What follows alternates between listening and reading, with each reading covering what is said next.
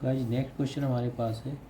इसमें हमें समझाना है कि दो बराबर वेक्टरों का परिणामी वेक्टर शून्य हो सकता है और प्रत्येक के बराबर हो सकता है। यानी ये कंडीशन ये है कि आर वेक्टर जीरो हो जाए और दूसरी कंडीशन ये है कि प्रत्येक के बराबर हो जाए, यानी कि ए बराबर बी बराबर आर, ये चीज़ हो जाए। तो सबसे पहले हम लोग क्या करेंगे, हमें फार्मूला पता है कि दो वेक्टर अगर ए वेक्टर और बी वेक्टर हैं तो उनका परिणामी वेक्टर क्या आएगा, R equal to root of A square plus B square plus 2ab cos theta. इसको करेंगे इक्वेशन नंबर 1। अब क्या करेंगे, दो वेक्टर ए वेक्टर और बी वेक्टर का परिणामी आर जो है इस तरीके से सूत्र द्वारा दिया जाता है। तो उसने पहली कंडीशन कहा है कि जब दो बराबर वेक्टर हों, यानी कि बराबर वेक्टर का मतलब ये है कि ए वेक्टर बराबर बी वेक्टर और आर बराबर ये जीरो दिया है, आर बराबर जीरो दिया गया है। तो क्या करेंगे, इक्वेशन नंबर 1 में पुट करेंगे zero equal to root of इसको ए स्क्वायर प्लस इसको a square plus 2a square cos theta, ये वैल्यू ले लेंगे। यहाँ से क्या आ जाएगा, यहाँ से 2a स्क्वायर कॉमन आ जाएगा, root of 2a square common ले लेंगे, ये बचेगा 1 प्लस कॉस थीटा, ये है जीरो। अब यहाँ से क्या होगा, 1 plus cos theta equal to 1 plus cos theta equal to ये हो जाएगा जीरो, क्योंकि ये तो जीरो हो जाएगा।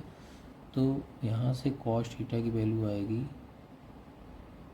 कॉस थीटा इक्वल टू -1, और -1 ये वैल्यू होती है कॉस 180 डिग्री या कॉस पाई की। तो थीटा इक्वल टू हो जाएगा पाई या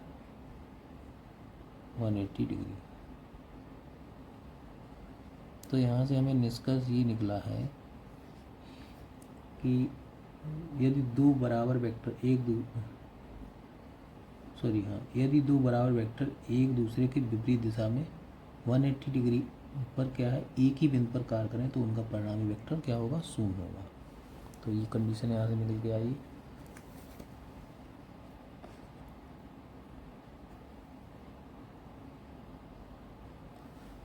दूसरी कंडीशन क्या है, दूसरी कंडीशन उन्होंने ये कहा है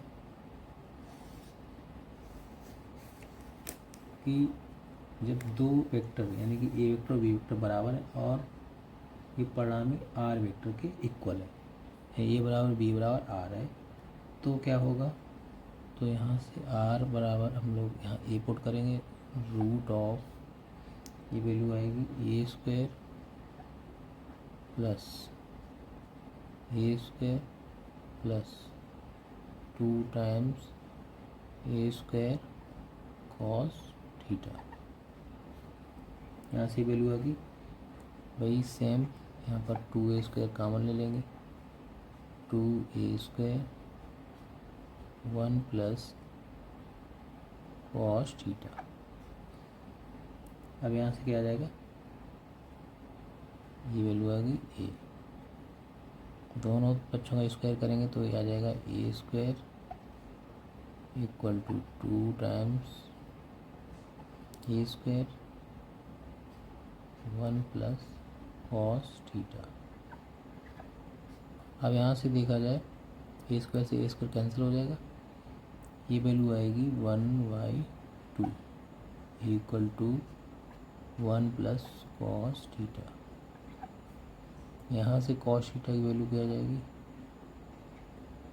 1/2 में से 1 सब्ट्रैक्ट हो जाएगा, यानी कि 1/2 -1 इक्वल टू आएगी वैल्यू -1/2, और -1/2 ये वैल्यू होती है कॉस 120 डिग्री की,